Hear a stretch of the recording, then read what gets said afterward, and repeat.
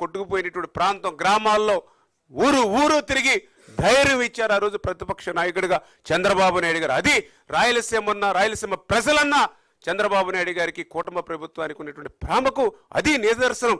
అంతేగాని నీ మాదిరిగా తాడేపల్లి రాజప్రసాదంలో మొద్దు నిద్ర పోలేదనే విషయాన్ని కూడా మరి సందర్భంగా తెలియజేస్తూ ఉన్నా. అదేవిధంగా అలగనూరు బ్యాలెన్సింగ్ రిజర్వాయర్ ఉంది.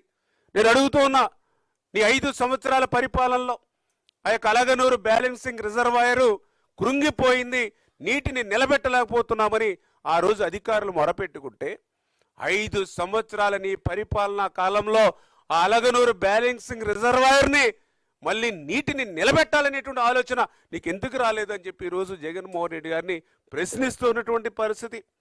మళ్ళీ ఈరోజు కూటమి ప్రభుత్వం వచ్చిన తర్వాత మళ్ళీ ఈ యొక్క అలగనూరు బ్యాలెన్సింగ్ రిజర్వాయర్కి మళ్ళీ ఈరోజు మేము మళ్ళీ దానికి ఎస్టిమేషన్ వేసి ఈరోజు శాంక్షన్ ఇచ్చేటువంటి ప్రక్రియకు ఈరోజు కూటమి ప్రభుత్వం శ్రీకారం చుట్టింది.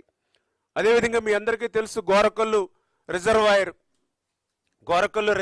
అంటే ఈవేళ గాలేరు నగరికి జిఎన్ఎస్ఎస్కి ఆయువు పట్టు గోరకల్లులో నీటిని రిజర్వ్ చేయగలిగితేనే అవుకుకి నీరు పోతుంది, అవుకుకి నీరు పోతేనే గండికోటకి నీరు పోతుంది, గండికోటకి నీరు పోతేనే చిత్రావతికి నీరు పోతుంది, పైడివాలిపానికి నీరు పోతుంది.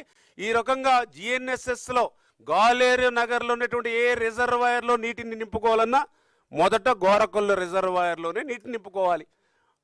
అటువంటి గోరకల్లు రిజర్వాయర్ ప్రమాదంలో ఉంది.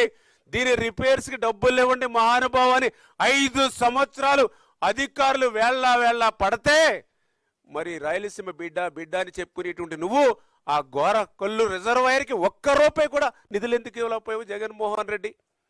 ఈవేళ నీ కడప జిల్లాకి నీరు పోవాలన్నా